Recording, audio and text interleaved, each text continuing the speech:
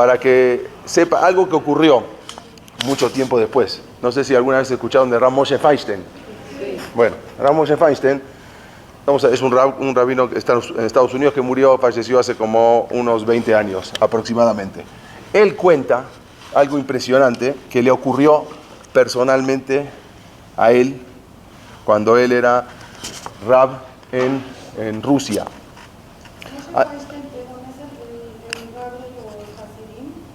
Rav Moshe Feinstein no, Rav Moshe Feinstein falleció hace 20 años, era un posecador, era uno de los jajamín que dictaban alajot, era de Estados Unidos, él vivía en Estados Unidos. Falleció hace 20 años, un rab muy muy grande que prácticamente todo el mundo nos guiamos por él. ¿Era jajam de Rusia? ¿Jajam de Rusia? No, él antes de ir a Estados Unidos había sido rab en Rusia.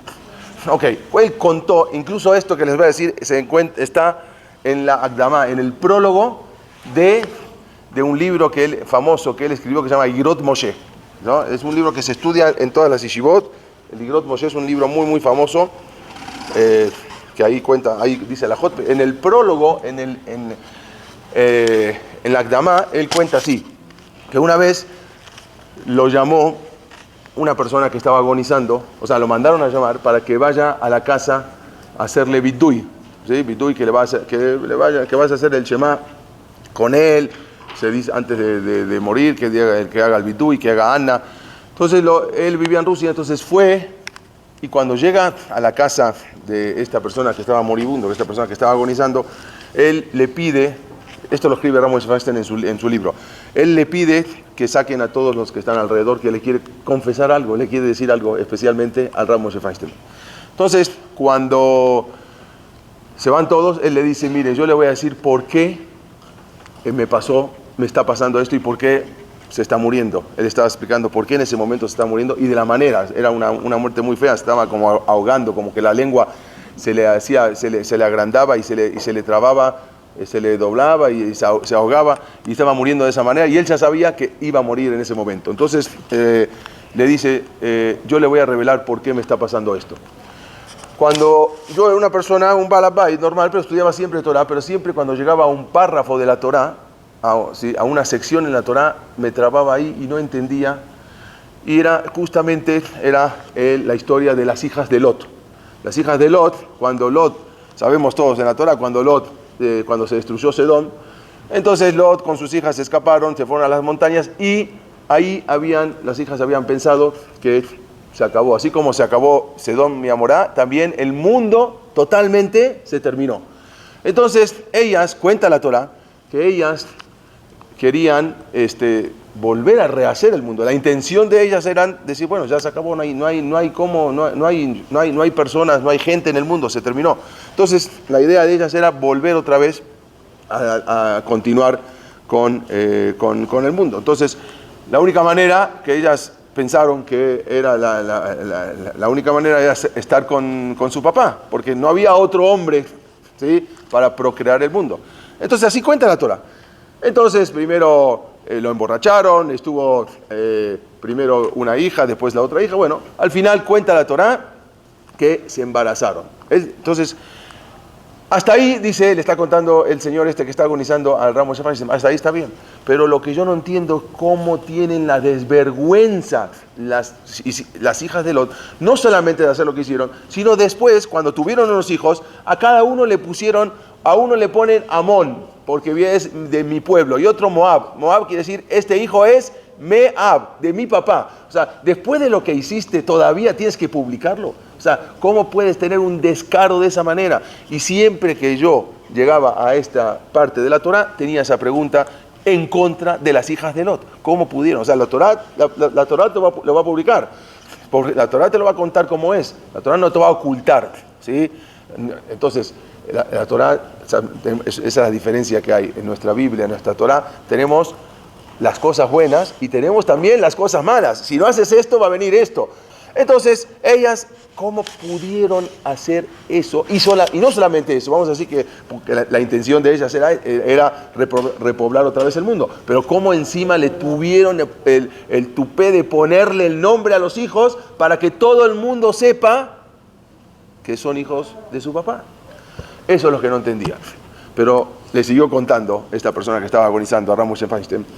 Me dice, pasó unos años y sueño que vienen dos ancianas tapadas desde la cabeza hasta los pies, totalmente con un ceniud impresionante.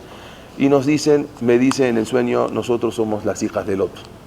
Y te venimos a contar lo que tú siempre tenías pregunta con nosotros. Y la pregunta es, tú siempre preguntabas por qué nosotros pusimos eso, el nombre. Porque nosotros, nuestra intención era que no salga de ahí de nuestra una nueva religión y que digan que nosotros nos embarazamos directamente de la Shejina.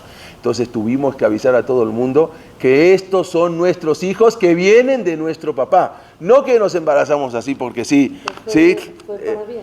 Y esa era nuestra intención. Nuestra intención era que todo el mundo sepa que estos hijos, porque ya no había más, nosotros el día de mañana van a decir, bueno, ya no hay más mundo. ¿De dónde salió? ¿Cómo se embarazaron? ¿Del papá? No, justamente hicimos eso y pusimos los nombres para que todo el mundo sepa y que no vengan el día de mañana a decir que se embarazó de la Shejina. Entonces por eso lo hicimos. Pero como tú hablaste mal de nosotros y constantemente hablaste la Shonará de nosotros, vas a tener una muerte de la misma manera que murieron los Meragelim, los espías cuando hablaron mal de la tierra de Israel, que cuenta la Torah que se les alargó la lengua y se murieron de esa manera, tú también te vas a morir de esa manera. Esto le cuenta la persona que está por morir a Ramos Feinstein. Dice, yo sé que ya, en cualquier momento ya se va a morir. Entonces, por eso le quería revelar esta historia que pasó. No, terminó de contar eso, se volteó y se murió. Así lo escribe Ramos Feinstein. ¿Por qué iba a morir así? Ya no escuché por qué. Porque él habló la Shonará de ellas. Y de la misma muerte que murieron los Meragelim, los espías, cuando hablaron la Shonará de Eres Israel. Y así pasó lo que pasó. Entonces, lo que quiero contar es esto, nada más para tener un poco relación con lo que habíamos contado la semana pasada, ¿sí? De dónde viene todo esto. En unas siguientes clases vamos a tocar un poco más ese tema. Pero vamos a seguir con lo que estamos, lástima que ya no agarró, ¿no? Vamos a seguir. Nos habíamos hablado, estábamos en la época de Roma, nos quedamos en la época de los emperadores. Cuenta que ahí cuenta la Gemara que en tiempos de Egipto, en tiempos justamente de este emperador Tiberio, había un emperador que contamos, nos quedamos ahí justamente en el emperador Tiberio, habían levantado un Betagneset en Egipto, algo impresionante. Eso creo que lo dijimos la última vez, un Betagneset, algo fuera de lo normal, porque, como dijimos, eran tantas revueltas en Eretz Israel que muchos Yehudim se fueron a diferentes lugares. Ya habíamos hablado que también había Yehudim en Roma, en España, en muchos lugares. Ok, entonces levantan un Betagneset. La Gemara cuenta que era un Betagneset impresionante, que tenían que, para contestar amén, tenían que levantar una bandera, porque de tan grande que era no se escuchaba, obvio no había micrófono, entonces levantaban una bandera. Cuando la bandera se izaba, entonces ahí todo el mundo contestaba amén. Era algo, aparte, una cosa, un lujo tremendo de lo que era. Se sentaban por sectores, los carpinteros, los herreros, ahí algo impresionante de ese Betagneset. Pero quedaba en Alejandría, en Egipto. Ok, entonces era como vamos a decir el Bet HaMikdash, o sea, no tenían Bet HaMikdash en Egipto, entonces ahí tenían un Betagneset. Ya empezaban la idea de los Betagnesiot. Antes solamente era el Bet HaMikdash, pero los Betagnesiot, las sinagogas se empezaban ya a expandir en lugares donde la gente no podía llegar, aunque tenían obligación de venir 3 veces al Bet HaMikdash. Pero en los últimos años del Bet HaMikdash, como dijimos, estaba todo dominado por los Sedoquim, por los saduceos, por los reformistas. Entonces a la gente a veces ni iban al Bet HaMikdash. Los mismos Jajamim que había, a veces ni se presentaban al Bet HaMikdash, porque ya era todo comprado. La Keuná se compraba, los Kohanim se vendían al mejor postor. Ok, entonces luego sube, como esto lo vimos la vez pasada también, el 16 de marzo del año 37, asume como nuevo emperador un joven, se llamaba Calígula. Este Calígula es muy, muy famoso. Al principio fue bueno con el pueblo de Israel, pero el problema fue que al pasar el tiempo, él se creyó que era un dios. Él mismo se autoconvenció que él era un dios. Y envía a poner sus estatuas por todos lados, no solamente por Israel, o sea, por todo el imperio donde los romanos habían dominado, manda a poner estatuas para que todo el mundo se posterne a las estatuas de él. Entonces, resulta que también manda a ponerla en todos los Bet HaKnesiot, en todas las sinagogas del mundo manda a poner su estatua, y el que no había decir que no, estaban obligados. Resulta que ahora la comunidad Yehudim, los Yehudim en Jerusalén, estaban temblando, porque no va a tardar en que Calígula llegue y mande ahora la estatua y la ponga adentro del Bet HaMikdash. ¿Y cómo vamos a hacer ahora para negarnos y que delante de todo el ejército romano? Resulta que, como dijimos, se empiezan a poner las estatuas por todos lados. Incluso Calígula era tan loco, y eso es una de las imágenes que les quería mostrar. A un caballo lo puso de centro. Exactamente lo que voy a decir. Nombra a su cónsul a un caballo, se llama Incitator. Incluso tengo la foto y todo, por eso se las quería mostrar. Él nombra de un lugar como cónsul a su caballo. Lo manda ahí y él es el cónsul, se llama, y el caballo está la estatua del caballo, se llama Incitator, se llamaba el caballo. Bueno, para que veamos lo que era la terrible. ¿Cómo? Claro, pero ahora vamos a ver lo que pasó. En Eretz Israel esta orden cayó como un rayo. ¿Por qué? Porque ahora seguramente no tarda en mandar a poner su estatua dentro del Bet HaMikdash. Calígula estaba obsesionado, como dijimos, él se creía que era un dios emperador y su odio a los judíos no tenía límites. Él lo que antes había demostrado una benevolencia con el pueblo judío, ahora se transformó. Había un gobernador en ese momento en Israel, en Judea, se llamaba Petronio. Él era un gobernador de Siria que lo mandan a Israel, Petronio, así se llamaba. Ahí también tengo las imágenes. Bueno, él recibió la orden de Calígula de marchar inmediatamente con 2 legiones hacia Judea. O sea, estaban en el norte, en lo que es Tiberia, y manda la orden de Calígula que se presente en Jerusalén. Aparentemente un gran desastre parecía ya inevitable. ¿Por qué? Porque le lo obliga a que ponga, como dijimos, una estatua de él dentro del Bet HaMikdash, como había puesto en todos lados. En el año 40, estamos hablando del año 40 de esta era, siempre que ya pasamos todo lo que vamos a hablar para que nos ubiquemos. Petronio llega ahí con sus tropas al puerto de Aco, y ahí los Yehudim ya sabían a qué venía, ya sabían cuál era la orden que tenía de poner dentro del Bet HaMikdash una estatua de Calígula. Entonces se presentan los Yehudim al puerto de Aco y le imploran a Petronio que no haga eso. Y no solamente eso, sino que se descubren todo su cuello, se tiran al suelo y dice: si quieres hacer eso, primero tienes que matar a todo el pueblo judío para llegar al Bet HaMikdash y poner una Avodah Zará, poner ahí adentro una estatua de Calígula. Entonces le rogaron que no realizara eso. En ese momento Petronio se mostró comprensivo y dijo: esto va a ser imposible. O sea, para llegar a poner eso vamos a tener que matar a todo el pueblo de Israel, y es algo que no tiene sentido. Entonces manda una carta a Calígula desde Israel, desde Eretz Israel a Roma, a que se desista de poner, a convencerlo de que no haga, no lleve a cabo lo que él pensaba. Porque la nación judía no podía soportar una ofensa como esa. Ya todo, como dijimos, aunque el Bet HaMikdash todo estaba comprado y no era lo mismo, y no tenía la misma Kedushá, pero de todas maneras era imposible aceptar eso. El día que llega la carta a Roma, Calígula se enfureció de una manera tal que manda una orden a matar a Petronio por no cumplir la orden de mandar a poner adentro del Bet HaMikdash una estatua de él. Lo condenó a muerte por incumplimiento, pero milagrosamente en el barco donde venía la orden para matar a Petronio se hunde y nunca llegó la orden a Israel. O sea, sabemos todo siempre, Akadosh Baruj Hu lo va manejando, nunca llega la orden a Israel. Y no solamente eso, al poco tiempo, el 24 de enero del año 41, asesinan a Calígula, porque tampoco lo querían en Roma, a los 28 años. O sea, nada más vean lo que era. A sus 28 años muere Calígula.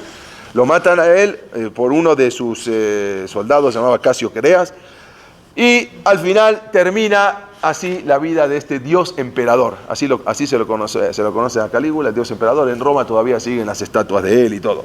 Petronio entonces es salvado. ¿Por qué? Porque cuando muere el emperador automáticamente se cancelan sus decretos. Entonces en ese momento se salva Petronio y se salva a Israel, porque era algo que no iban a aceptar mandar a poner adentro una estatua de Calígula. Resulta que, como vemos siempre en la historia, y vean, un emperador bueno, un emperador malo, uno bueno, uno malo. Siempre es algo así. Akadosh Baruj Hu manda a Israel para que hagan Teshuvá. Entonces manda un emperador benevolente, pero a Israel se empieza a alejar. Entonces ahí viene otra vez la presión. Y eso es el tema de la clase desde el principio. Cuando a Israel nos empezamos a juntar, nos empezamos a asimilar, ahí viene el golpe siempre. Asume un emperador que se llamó Claudio. Empieza ahora toda la familia, la dinastía de Claudio. Él fue un emperador que apacigua toda esa tormenta. Al contrario de Calígula, fue muy benevolente con Am Israel. Este emperador, que también tenemos imágenes, pero no las puedo. César es emperador, sí. Okay.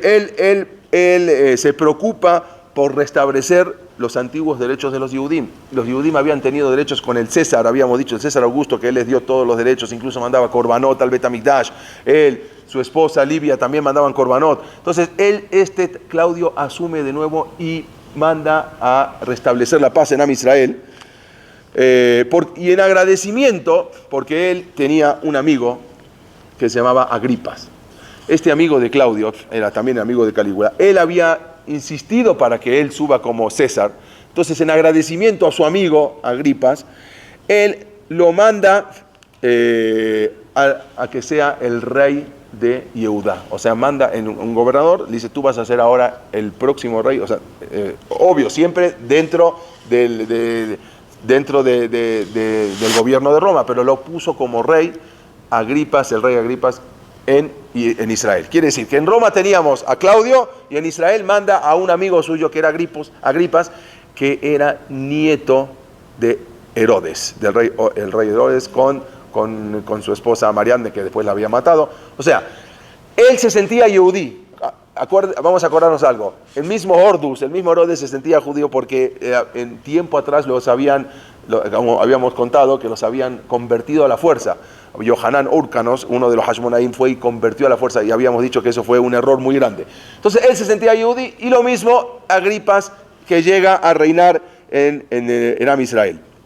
Para estos tiempos, entonces, había un emperador que ya había salido, se llamaba Tiberio, que fue muy malo con Am Israel, pero él había declinado y se fue a vivir, no sé si alguna vez fueron en un barco a Croacia. Hay una de las islas, se llama Split. Bueno, ahí hay un palacio de Tiberio. Bueno, entonces este Tiberio lo habían, para ese momento, lo habían también asesinado. Bueno, este Agripas, como dijimos, era nieto de Herodes y Miriam, Mariamne, hijo de Aristóbulos IV. Él había nacido en Roma. Él se crió en Roma completamente, aunque él decía que era descendiente de judíos. Y hubo un cambio bastante favorable en Israel, porque vamos a ver qué hizo, y la Gemara habla mucho de este rey, que fue algo, cómo mantuvo, cómo protegió al pueblo de Israel. Estamos hablando que aproximadamente en el año 28, en el año 28 de esta época, fue cuando el Sanedrín interrumpe la pena de muerte. ¿Se acuerdan que habíamos contado que el Sanedrín ya no daba más pena de muerte? ¿Por qué? Porque era tanto los asesinatos que cancelaron la pena de muerte. Por eso tampoco pudieron matar a Yeshua, porque no había pena de muerte. Okay. El rey Agripas gobernó del año 41 al año 44, o sea, pocos años, ¿sí? Él se identificó tanto con el pueblo de Israel y con los ajamín, que aparte, una humildad impresionante. No era algo normal para un romano que tenga esa humildad. Este Agripas, con una humildad, él se hizo ganar el cariño de todo Am Israel. En Shavuot, por ejemplo, él mismo, Agripas, iba y caminaba y traía los bikurim. Había una misma de traer los bikurim, las primeras cosechas. Él mismo, como rey, trae la Gemara que él mismo se cargaba los bikurim y los llevaba al Bet Hamikdash, junto con todos los olé regalín que llegaban, los que venían de todos lados al Bet Hamikdash. En la Gemara Ketubot, en la página 17, cuenta que en una ocasión estaba yendo al Bet HaMikdash, él estaba viajando y de repente se cruzó con unos hatanim, con unos novios. Se para, se baja de su carruaje real, va, recibe a los novios, les hace fiesta, les baila a los novios, algo impresionante. Y estamos hablando de un emperador romano, pero él se sentía judío. En Sukkot, cuenta la Gemara también, que en el Bet HaMikdash había una misbah, en Simchat Torah se llamaba la misbah de Akhel. Akhel, hoy en día no está esa misbah. Es una misbah que una vez por año el rey tenía que presentarse al Bet HaMikdash y leer el Sefer Torah. Y el mismo rey venía cargando con el Sefer Torah. La misbah de Akhel, hoy en día hacemos Simchat Torah por eso. Esa misbah de Akhel hoy en día no es la misbah, no tenemos rey, pero hacemos Simchat Torah. El día de Simchat Torah cuenta la Gemara que tenía que venir el rey con el Sefer Torah en su mano y leer la perashá, y todo el mundo escuchaba cómo leía la Torah el rey. Agripas, él se consideraba yudí. Por lo tanto, él sabía que no era yudí, sabía que todo el mundo le decía no era Agripas el yudí, pero él sabía sus antecedentes, que no era tan bien, digamos, porque fueron convertidos a la fuerza. Entonces, había una misbah, como dijimos, la misbah de Akhel. Por lo tanto, cuenta el Talmud que él inmediatamente se pone a leer la perashá. Sabía leer. Y llega a un pasuk que está escrito en la Torá. Hay un pasuk que dice así: Som tasim aleja melech. Vas a poner un rey. Asher ibhar Hashem elokeja bok mikerev ajejan. Que Akadosh Baruj Hu va a escogerte, pero dentro de tus hermanos. Un rey dentro de tu religión, dentro de tus hermanos. Tasim aleja melech lo tujal latet aleja ish nochri. No puedes poner un rey gentil. Asher lo ajijahu, que no es tu hermano. Lo cual, entonces, cuando estaba leyendo ese párrafo, empieza a llorar Agripas. Y dice, y para de leer. Y dice, yo no puedo seguir leyendo, porque yo no soy yudí. Entonces la gente dice, no te preocupes, no puedo seguir. Y empieza a llorar. La Gemara cuenta que él empieza a llorar porque él decía, yo no puedo seguir leyendo la Torá, yo no soy yudí.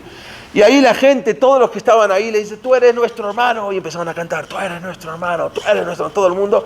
Dice que así cuenta el Tosafot. Sin embargo, en Masejet Sotá, en la Gemara Sotá, el Tosafot critica severamente a Am Israel, porque no le pueden engañar, no podemos ser hipócritas y decirle, tú eres nuestro hermano para quedar bien con él. No, tenían que decirle la verdad, tú no puedes. Pero la gente ahí empezaron a adularlo, no, tú eres el rey, tú eres nuestro hermano, y síguele leyendo. Y él leyendo la Torah, llorando porque decía, yo no soy digno para poder leer el Sefer Torah. Fue una época de paz, algo parecido a lo que había pasado tiempo antes con la reina Shelomit, que habíamos dicho, la reina Salomé, que también fue un tiempo de paz muy grande. ¿Por qué no se convirtió? Sí, podía convertirse, pero él decía, yo no tengo el linaje, aunque se convierte, no puede leer, porque dice, tiene que ser minajija, es convertido, no se llama ajija, o sea, él tiene que ser de origen judío, aunque se convierte. Bueno, desgraciadamente, como dijimos, el tan benevolente rey Agripas solamente duró un corto tiempo, prácticamente 3 años.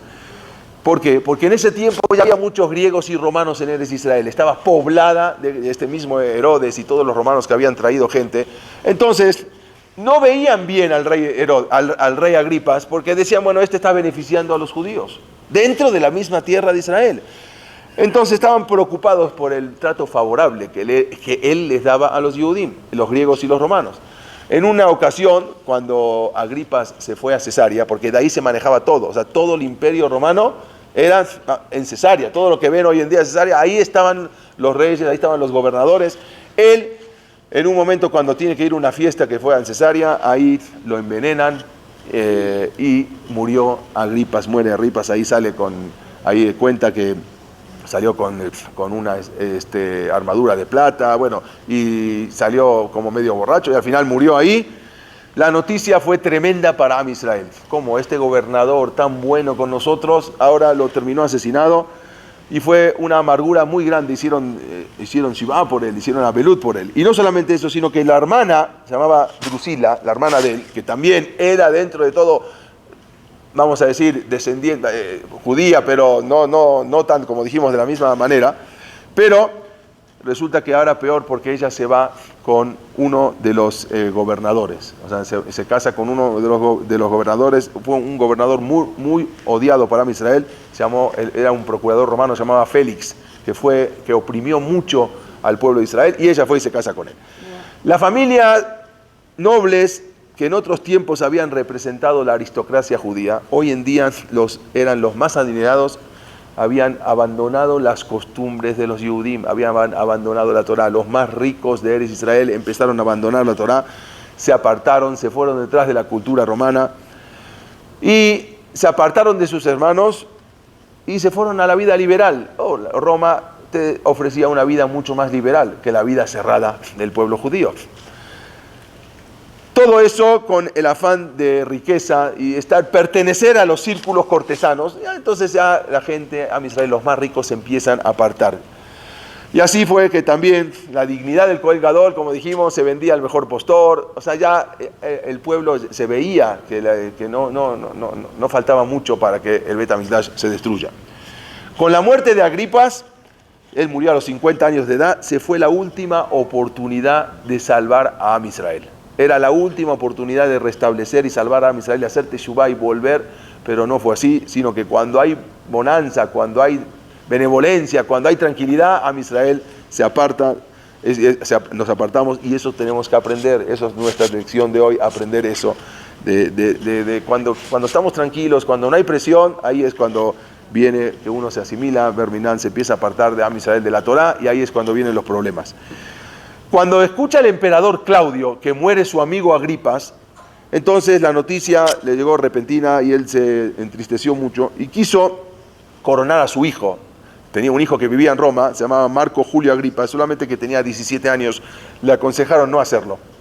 No lo hagas porque tiene 17 años y no puede ser de un lugar tan complicado mandar a su hijo. Entonces, al final, decide mandar a un nuevo procurador. Se llamó Cumano. Cumano. Sí, también tenemos ahí las imágenes. Él sube en vez de Agripas, pero ya no como rey, porque el rey, ahora ya no había rey, sino otra vez como procurador. Se producen con este procurador ahora los primeros disturbios, porque empieza a presionar a Am Israel. Ese año Pesach termina de una manera sangrienta. ¿Por qué? Porque el nuevo procurador había enviado a sus soldados a las escalinatas, quería controlar. Ahora venía Pesaj, entonces todo el mundo venía a los regalim, había que ir al Bet HaMikdash. Entonces él manda a sus soldados y se ponen alrededor del Bet HaMikdash. Lo que nosotros vemos y pisamos hoy en día, el Bet HaMikdash, el Kotel, no podemos entender la historia de todo lo que pasó, las muertes que hubo ahí, los romanos que estaban ahí. Era algo impresionante, rodearon todo el Kotel, todo el Bet HaMikdash, mandó para observar que no haya ningún problema. Pero ocurre un hecho increíble, que está también en las páginas de historia, y está en la Gemara y en las páginas de historia. Es un hecho algo impresionante. Resulta que uno de los soldados, de forma despectiva, se voltea y se levanta el manto y emite un ruido frente al Bet HaMikdash. O sea, de manera despectiva, frente al Bet HaMikdash. Los Yehudim ven esto y no lo pueden concebir, cómo hizo ese acto. La multitud, fuera de sí, inmediatamente van con los soldados y piden que este soldado sea castigado, pero Cumano no los escucha y al contrario manda a llamar más tropas. Miles de judíos empiezan a escapar por el Robat, conocen las callecitas de Yerushalayim, de ahí de Ir Aticá. Miles y miles de Yehudim corriendo por Ir Aticá. Unos se atropellan con otros, unos se pisan a los otros, y fue algo tremendo, que se atropellaron todos ahí, y esa fiesta de Pesaj de alegría se convirtió en un duelo para Am Israel. Murieron muchos de Am Israel escapándose de todo ese día de Pesaj, que pensaban que iba a ser como normal, como un día de Shalosh Regalim, de alegría. Y así después vienen otros gobernadores a Israel, otro se llama Porcio Festo, viene Lucio Albino, Floro, diferentes gobernadores iban cambiando, iban llegando a Eretz Israel. Pero el peor de todo, como dijimos, este Floro, que fue en el año 64. Estamos hablando del año 64 de esta era. Sus políticas del Floro eran brutales. Fue una causa de la revuelta, de la famosa revuelta del año 66. Am Israel ya no aguantaba más. Ya no era una presión tanto que empezaron a organizarse para defenderse de los romanos. No podían estar subyugados todo el tiempo. Entonces Floro envió a sus soldados y fue una matanza impresionante. 3.600 Yehudim mueren asesinados y crucificados. alrededor del Bet HaMikdash. O sea, esto de la crucificación no es algo que nuevo, sino es algo que se estilaba de esa manera de hace mucho tiempo. Siempre se estiló, cuando mataban, así mataban los romanos. Entonces, él no solamente eso, sino intentó tomar el Bet HaMikdash, pero los judíos rodearon a los soldados romanos, o sea, no los dejaron, y al final no pudieron tomar en ese momento el Bet HaMikdash. Estamos hablando del año 66, y ahí comienzan las revueltas del pueblo de Israel con Bar Kokhba. Vamos a ver quién es este personaje, Bar Kokhba, que empieza la revuelta y se empiezan a armar. El pueblo de Israel se empieza a armar contra los romanos. El Bar Kokhba rodea en un lugar llamado Bet Jorom a los romanos y matan a 6.000 soldados romanos. Fue algo impresionante, o sea, cómo se armaron y poder matar a 6.000 soldados romanos.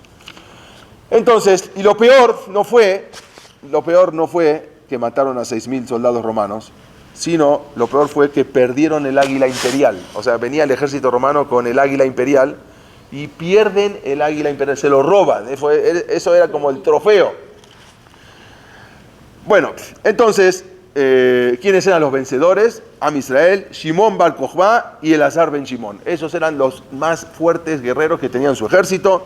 Y así resulta que en todo el país no queda una sola legión romana. Se escapan los romanos, así como en la época de los Hashmonaim, que terminaron con los griegos.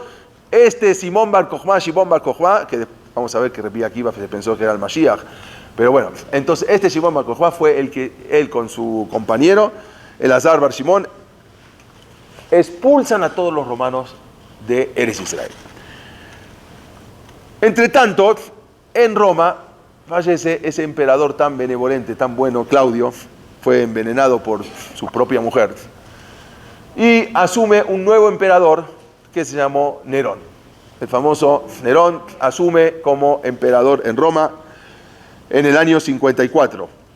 Nerón, sabemos la historia, si vamos a leer, tenemos dos historias de Nerón. Tenemos la historia universal, que dice que Nerón se volvió loco, después era un emperador que le gustaba todas las cosas raras, y manda a hacer, donde hoy en día es el Coliseo Romano, ahí manda a hacer toda una ciudad impresionante, que después la destruyeron y pusieron el Coliseo Romano, es lo que vamos a hablar. La verdad que tengo tan buenas imágenes, no me quiero adelantar mucho porque la quiero seguir arreglarlo para que vean las imágenes, pero si Dios quiere en la próxima clase. Ok, Nerón se casa y luego se muere su mujer y se casa en segundas nupcias con una mujer que se llamaba Popea. ¿Sí? Vamos a decir si era la amante o la segunda mujer. Y Nerón, entonces, él se dirige hacia Jerusalén para tomar esa revuelta. Si dijimos que en Israel había una revuelta muy grande, y él escuchó de esa revuelta, y dice, yo mismo voy a ir a aplacar la revuelta. Entonces tenemos dos historias. La historia universal, que la pueden ver en internet o la pueden ver en cualquier libro, en cualquier enciclopedia, es que Nerón, el emperador Nerón, al final se volvió loco y está con una lira tocando, viendo cómo se quema todo Roma.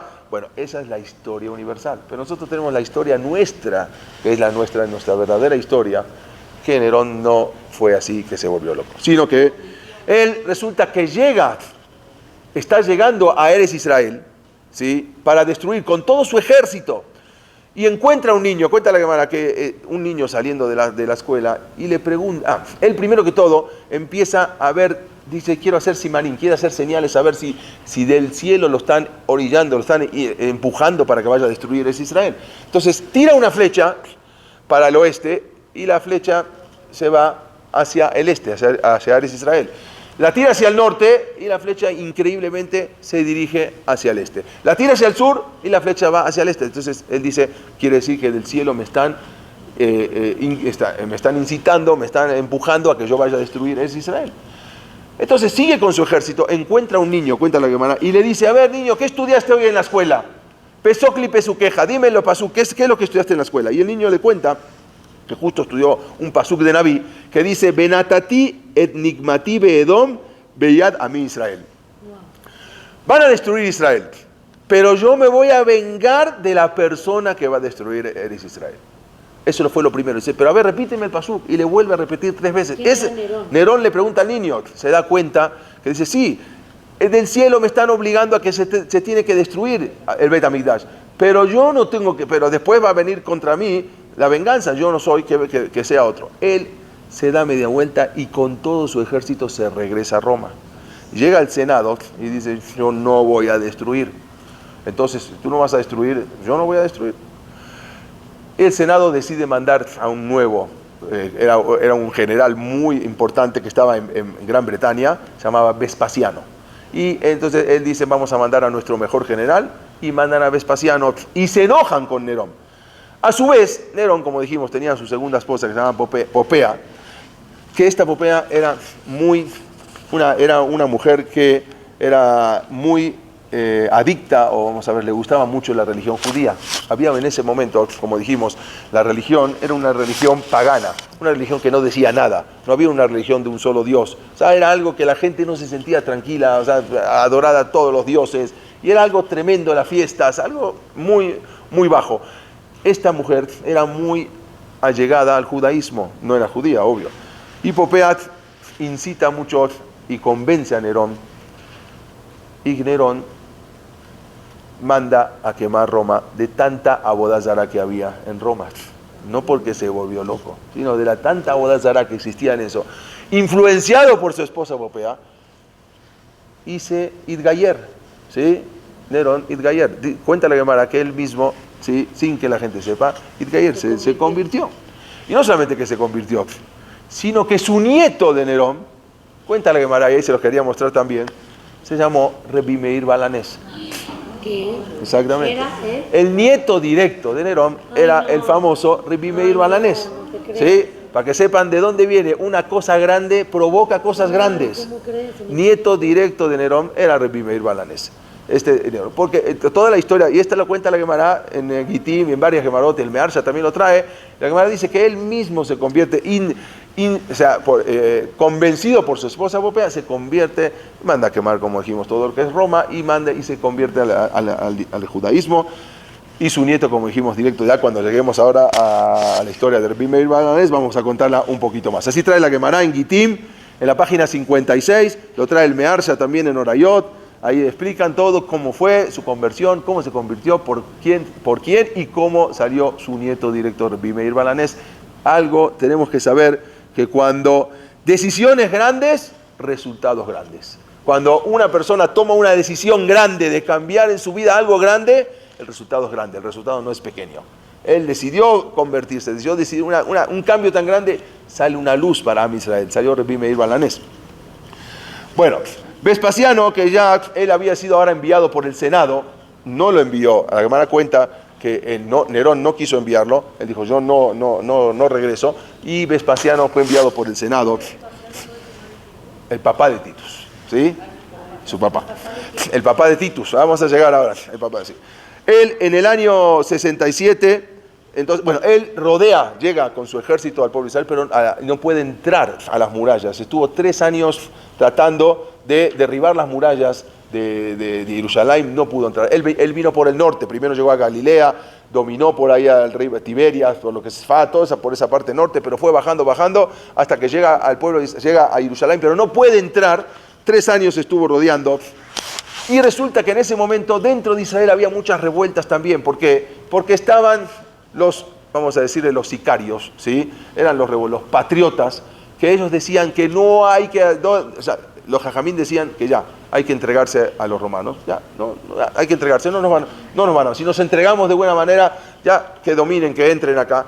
Pero había unos jóvenes que eran los patriotas que no dejaban, no vamos a dejar, hay que luchar, hay que pelear. No solamente eso, sino había 3 grandes ricos dentro de Jerusalén, que eran los que mantenían todo Jerusalén y podían mantenerla por mucho tiempo sin siquiera salir a buscar comida por otros lados. Pero estos revolucionarios, para salir a la guerra, que los jajamín decían que no hay que salir a la guerra, fueron y quemaron todas las bodegas de trigo, las bodegas de aceite, todo, para que ya no haya comida y ahora a fuerza tenemos que salir a pelear.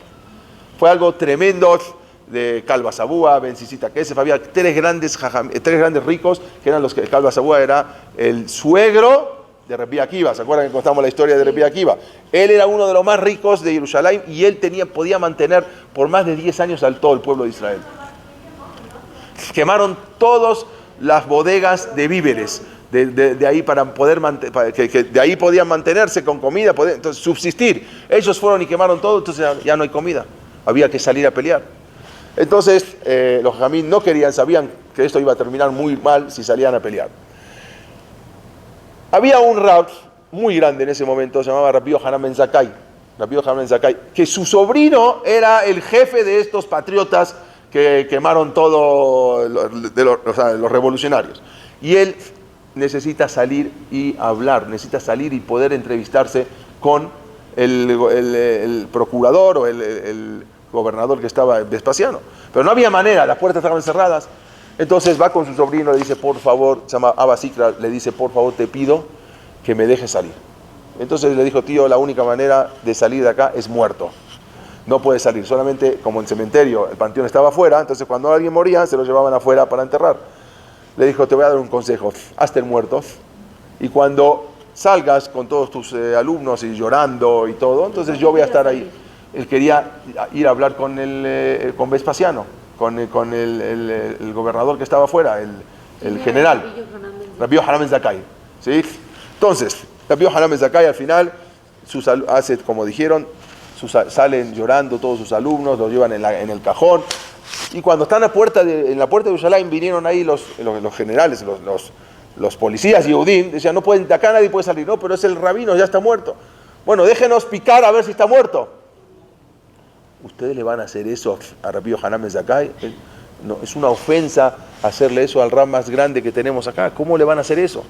Bueno, está bien, ya, sáquenlo. Y así lo sacaron. Y llega Rabbi Yohanan ben Zakkai y se entrevista. ¿Quién estaba del otro lado? Del otro lado estaba, como dijimos, el general Vespasiano, pero había un Yehudí que estaba también dentro del ejército de Vespasiano, que se llamaba Josefo, ¿sí? Ustedes saben, hay toda una historia, la historia del pueblo judío, Yosifum, él era un soldado que al final, por miedo o por lo que sea, no se convirtió en romano, o sea, se convirtió, él se juntó con los romanos para escribir toda la historia, y él, parte de lo que hablamos acá también es parte de la historia de Yosifum, de José, porque él escribe todo esto. Se entrevista con él y él le hace una entrevista con Vespasiano. Cuando entra Rabbi Yohanan ben Zakkai, y esto lo cuenta también la Gemara, lo primero que lo saluda y le dice un saludo al emperador, al César romano. Entonces Vespasiano le dice, lo que tú me estás haciendo es una osadía, porque yo no soy César romano y tú me estás llamando César romano, por lo tanto te tengo que mandar a matar. En ese instante entran a donde estaba el general y le avisan que de Roma llega una orden de que ha muerto Nerón y unos 3 emperadores más que pasaron por poco tiempo, y del Senado de Roma lo nombran el nuevo César romano a Vespasiano, en ese instante. O sea, no que llegó por fax o por WhatsApp la noticia, sino que ya había salido hace 2 años antes la noticia, y en ese momento con Ruach HaKodesh le dice Rabbi Yohanan ben Zakkai, por eso lo saludó al emperador.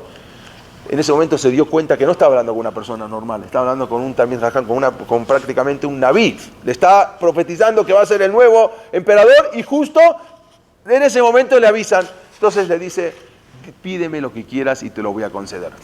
Y Rabbi Yohanan le pide una cosa. Él sabía que el Bet HaMikdash no faltaba mucho para que se destruya. Primero le pide por la vida de Rabbi Sadok. Había un jajam muy grande que tenía 40 años ayunando para que no se destruya el Bet HaMikdash. Ya no le cabía, ni comer podía, o sea, comía de noche. Entonces le pide, por favor, que mande doctores o que mande gente para curar a Rabbi Sadok. Y la otra que le pide es, Tenli Yabne Bejajamea, dame la ciudad de Yabne. Acá en Jerusalén ya no hay manera de estudiar Torah. Dame una ciudad y déjanos tranquilos para poder seguir con la obra que estamos haciendo, porque la Torah Be'al Peh se estaba olvidando. Si nosotros seguimos así, esto va a terminar, ya no va a haber más Torah Be'al Peh. Entonces necesitamos volver a surgir todo el estudio de la Torah, las Mishnayot, para que esto no se acabe. Entonces se lo concedió, le dijo, te voy a dar a Rabbi Sadok, la voy a curar, y le dio Yabne Bejajamea. Vamos a ver más adelante que se van los Jajamim a una ciudad que se llama Yabne, cerca de Ashdod, y ahí empieza de nuevo otra vez a surgir lo que es la Torah. La pregunta es, ¿por qué no le pidió no destruyas el Bet HaMikdash? O sea, si le pidió eso y se lo concedió, ¿por qué no le pide, oye, por favor, te pido no destruyas el Bet HaMikdash? porque sabía que no se le iba a conceder.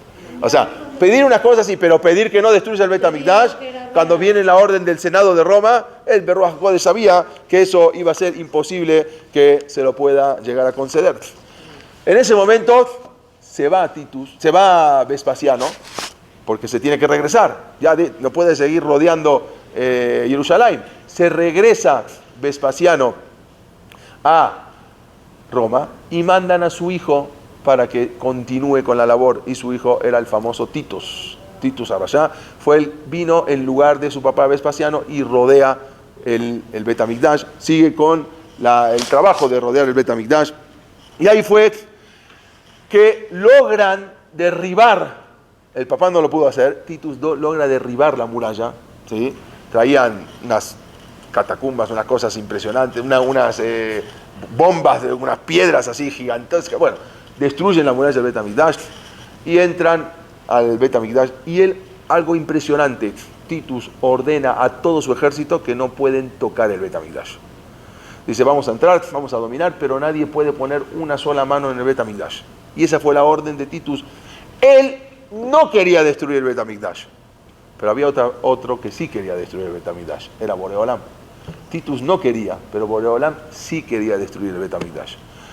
Entonces llega con todo su ejército, y un soldado no cumple la orden y tira una flecha con fuego, y esa flecha va directamente hacia el Kodesh HaKodashim y se empieza a incendiar.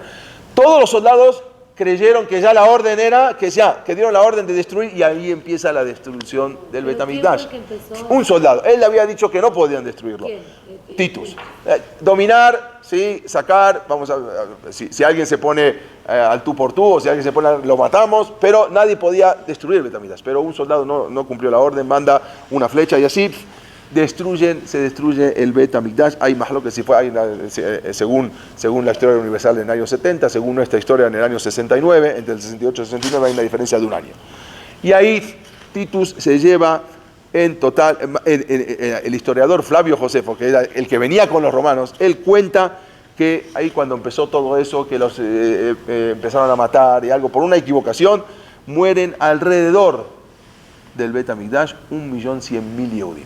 O sea, algo impresionante. O sea, estamos hablando, como yo siempre digo, vamos ahí, nosotros no sabemos, a veces cuando voy con mi familia al Kotel, digo, bueno, nosotros estamos parados acá, pero no sabemos lo que fue acá, las muertes, quizás acá mismo, cuántos murieron y cuántos entregaron sus Neyamot, su vida, y se lleva a 97.000 prisioneros a Roma. Yehudim se los lleva prisioneros a Roma a 97.000 judíos.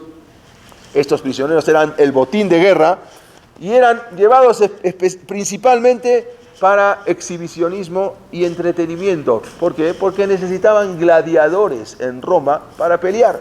Y qué mejor que estos Yehudim, que los van a mantener y los van a hacer esculturales, y luego van a hacerlos pelear como gladiadores. Ahí Josefo sigue contando que cuando estaban de regreso a Roma pasan por Cesarea, y ahí matan a 2.000, hacen el circo romano, que también está hasta hoy en día en Cesarea, y ahí ponen prisioneros a 2.500 judíos donde fueron asesinados. ¿De qué manera? Los hacían pelear contra fieras salvajes. O sea, mismo ahí los hacían. Ese era el entretenimiento, no había el fútbol, no había el fútbol americano. El entretenimiento era ver morir. ¿Cuántos se llevaron? A 97.000 judíos. Bueno, Titus luego continúa, pasa por la ciudad de Beirut, hasta que llega a Roma, y una vez en Roma fue recibido como un gran héroe. Titus fue recibido como un gran héroe por su padre, que estaba en ese momento, el emperador Vespasiano, y juntos organizaron una procesión de victoria. O sea, hicieron toda una fiesta de la victoria por haber derrotado a un enemigo tan audaz. Algo impresionante. ¿Qué es impresionante? Roma derrotó a los griegos, derrotó a los hicsos, derrotó a los persas, derrotó a los babilonios, y resulta que ahora mandan a edificar un coliseo romano y un arco de Titus porque vencieron al pueblo más difícil. ¿Cómo el pueblo más difícil? Derrotaste a los más grandes. El pueblo de Israel ni tiene comparación. Y mandan algo, es impresionante, porque lucharon porque un pueblo que no era poderoso, y empiezan ahora a hacer fiestas. Y vamos, es lo que lo voy a dejar para la próxima clase, porque lo tenemos el video que les quiero mostrar y todo. Pero no solamente eso, sino que se roban los kelim del Bet HaMikdash. se roban los tesoros, se llevaron la menorá. Después vamos a ver en la próxima clase si todavía está la menorá en el Vaticano o no, yo les voy a contar. Se roban la mesa de oro, ¿sí? El santuario, todo eso está en el arco de Titus, que el mismo escultor fue esculpiendo todo lo que iban trayendo en cuando fue la destrucción del Bet Hamikdash. Y no solamente eso, sino el Sefer Torah. Se robaron un Sefer Torah que estaba guardado en el Bet Hamikdash. Bueno, en la próxima clase vamos a ver si verdaderamente está en el Vaticano o no. Y así, con esto nosotros vamos a acabar. Tal como explicaron los sabios, nadie puede vencer al pueblo de Israel con excepción de nosotros mismos. Como dijimos, ellos pelearon contra los macedonios, contra los galos, que son los franceses, contra los británicos, los germanos, triunfaron en España, en Sicilia, en Cartago, en todos. Pero con Am Israel, cuando derrotan a Am Israel, hacen una fiesta y lo celebran de una manera impresionante. Y una de las maneras que celebraron fue con la construcción del Coliseo Romano. Que el Coliseo Romano, la construcción fue puramente mano de obra judía. De los 97.000 prisioneros que se llevan a Roma, fueron los que construyen el Coliseo Romano. Nosotros vamos al Coliseo Romano, qué bonito que está, pero tenemos que saber que todo eso fue construido por mano de obra Yehudim. Y no solamente eso, sino que los primeros gladiadores que salen a pelear contra fieras y contra otros gladiadores son los mismos Yehudim traídos desde Eretz Israel. A veces nosotros no entendemos, pero como dijimos, cuando Am Israel es invencible, pero cuando es invencible, cuando nosotros estamos apegados a Akadosh Baruj Hu. Cuando nosotros mismos nos alejamos de Akadosh Baruj Hu, ahí estamos a merced de cualquier otro pueblo. La semana que viene vamos a seguir explicando y a ver si podemos ya poner las imágenes que se vean bien para explicar mostrar todo lo que vimos hoy y lo que va a venir más adelante. Gracias.